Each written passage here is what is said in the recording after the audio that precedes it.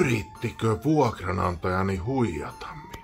Olen paljastanut pieniä yksityiskohtia ongelmatilanteesta vuokranantajani kanssa TikTokissa, Instagramissa sekä YouTube-shortsissa että X:ssä. Mutta tänään käymme läpi kaikki tapahtumat yksityiskohtaisesti. Tiedätte mikä meininki meillä on levelissä aina. Asuimme helsinkiläisessä vuokra-asunnossa vähän yli 1,5 vuotta. Vuokrasopimuksen päättyessä sovimme asunnon kuntotarkastuksesta puhelimessa vuokranantajan kanssa 28. heinäkuuta. No me yritetään nyt parhaamme, että olisi huomenna tarkistuskunnossa, mutta ei me kerätä kyllä vielä silloin siivoamaan. 30. heinäkuuta valvontakamera tallenteessa näkyy, kun tarkastajat saapuvat asuntoon. Kävimme asunnon läpi yhdessä. Toikin oli alun perin tollaisen. Tuli asentaa tähän mulle sähköauton, kun on 32 ampeeria. Olin vahingossa tuhrinut seinää kultaisella maalilla, minkä kaverini korjasivat 31. päivä väärällä sävyllä. Puhuimme, että tämän ja muiden korjausten hinnaksi tulisi noin 600 €. Tosin olen itse vähän sitä mieltä, että tämä hieman vääränsävyinen seinä ei kenties kaipaa ihan noin kalliita korjauksia, mutta suostuin tähän silti. 31. heinäkuuta vuokrasopimus päättyy. Olimme kuitenkin sopineet vuokranantajan kanssa, että kissat voivat pysyä heidän luonaan 10 päivää. Haluatte noita kissoja siihen teille siksi aikaa, kun me ollaan Roomassa? Sovittiin, että puolisoni noutaa kissat 11. päivä elokuuta. Kissat menivät naapurille hoitoon ja annoin kissavahdeille 700 € arvoisen kahvinkeittimen kiitokseksi. Jätin asuntoon myös kissanruokaa, hiekkaa ja leluja koko häidemme ajaksi, eli heidän ei tarvinnut ostaa yhtään mitään. Vuokranantaja kuitenkin ilmoitti, että kissat ovat päässeet karkuun, joten 11. elokuuta puolisoni käy asunnolla. Hänen havaintonsa mukaan roskat on viety ja asunto on siisti, mutta pientä remontoitavaa on vielä. Vuokra-asunnolla oleva vuokranantaja kertoo puolisollinen, että vuokra-asunnon korjauksiin meneekin noin 7 000 €. Puolisoni menee tästä ymmärrettävästi hieman shokkiin. Onhan 7 000 € huomattavasti suurempi summa kuin alun perin sovittu 600 €. Toinen kissoista oli onneksi palannut naapuriin ennen kuin vaimoni saapui asunnolle, mutta toinen kissoista oli vieläkin karkuteillä, joten Erika sai luvan mennä vanhaan asuntoon seuraavaksi yöksi, jos kissa palaisi silloin kotiin. Hän saakin karanneen kissan kiinni ja poistuu asunnolta. Seuraavana päivänä kysyn vuokranantajalta lisätietoja siitä, mitä asunnossa on vialla. Hän aloittaa uskomattoman selittelyn, miten koko tarkastusta ei ollutkaan. Keskustelun lopuksi näette nämä kuvat ja videot, jotka hän lähetti. Ilmeisesti siis 7 000 € remontista. Meillä on pientä maalivauriota, rappusten alla joulukuusi, hieman murusia sekä takapihalle unostunut 700 € arvoinen kissan koppi, joka kaverini piti viedä pois. Muuten koko talo oli kyllä siivottu perheemme toimesta täydellisesti ja koko perheemme voi todistaa tässä,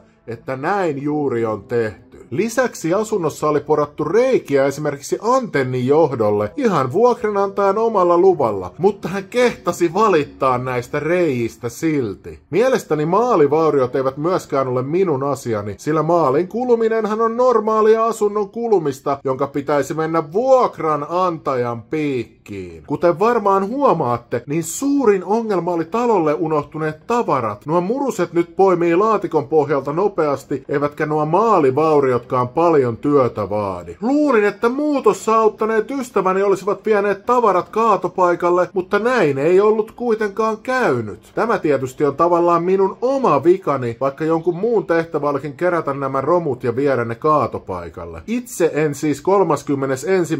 päivä enää ollut asunnolla iltapäivän jälkeen, sillä minun piti lentää Roomaan, jossa valmistauduimme häihimme Vatikaanissa. Ymmärrän kuitenkin, että näiden tavaroiden hävittämisestä ja pienestä siivoamisesta tulee jotain kuluja, mutta miten tämä voi muka maksaa 7 000 €? Varmasti tälläkin hetkellä tätä videota katsoo useampi ihminen, joka olisi valmis korjaamaan maalivauriot sekä kuljettamaan nämä roskat huomattavasti halvemmalla kuin keskiverto suomalaisen 3 kuukauden palkka. Olisi myös ollut valmis palkkaamaan jonkun siirtämään tavarat pois asunnolta, jos vuokranantaja olisi ilmoittanut siellä olevan sellaisia, koska jälleen kerran luulin, että ystäväni, jotka oli palkattu viemään roskat kaatopaikalle, olisivat sen tehneet. Tällainen määrä tavaroita olisi mennyt helposti peräkärryllä tai pakettiauton perässä kaatopaikalle. Tällaisten pienten epäkohtien korjauksen ei minun mielestäni pitäisi maksaa 7000 €, joten yritin kysellä vuokranantajalta kuitteja absurdin hintaisista huolloista ja tavaran hävityksestä. Olisihan ollut mielenkiintoista tietää, millainen yritys vaatii näin absurdeja korvauksia pienestä työstä. Hän ei kuitenkaan kuitteja suostunut tai pystynyt toimittamaan, kenties sen takia, että niitä ei ole ollut koskaan olemassakaan. Tämä saa minut epäilemään, että nämä toimenpiteet eivät ole maksaneet lähellekään näin paljon, ja vuokranantaja on vain kenties rahaongelmissa. Hän kehtasi väittää, että loppukatselmusta ei olisi ikinä pidetty, vaikka jälleen kerran minulla on valvontakamerakuvaa, kun tarkastajat käyvät asunnolla. Vaikka pyysin kärsivällisesti tositteita tehdystä työstä vuokranantajalta useita kertoja, en niitä saanut. Niinpä, koska asia ei tuntunut vuokranantajan kanssa etenevän, pyysin välitysliike Estaconilta kopiota vuokrasopimuksestani, jotta voisin haastaa vuokranantajan oikeuteen. Olin meinaan Dubaissa, eikä minulla sattunut olemaan vuokrasopimusta mukana. Tässä on puhelu Estaconin toimitusjohtajan kanssa. Mä asuin siinä Huttumyllyn tiellä vähän aikaa ja mä tarvitsin sen vuokrasopimuksesta kopion. Välittäjäfirman toimitusjohtaja sanoi, että hänellä on kopio vuokrasopimuksesta. Mutta rupeaa kyselemään erimielisyyksistäni vuokranantajan kanssa. Itse asiassa mä varmaan sun kanssa vähän vääntyä. Selitän tilanteen rauhallisesti, mutta välitysfirman toimitusjohtaja rupeaa väittämään, että vuokranantaja olisi sanonut hänelle, että loppukatselmusta ei olisi tehty. Joo, kun se ei toimittanut mulle 2 viikossa sitä korjauslistaa ja eikä mitään listaa ja sit se teetätti sinne 7 tonnin remontin eikä antanut mulle mahdollisuutta edes korjata mitään, vaan hän vaan päätti, että hän pidättää kaikki rahat.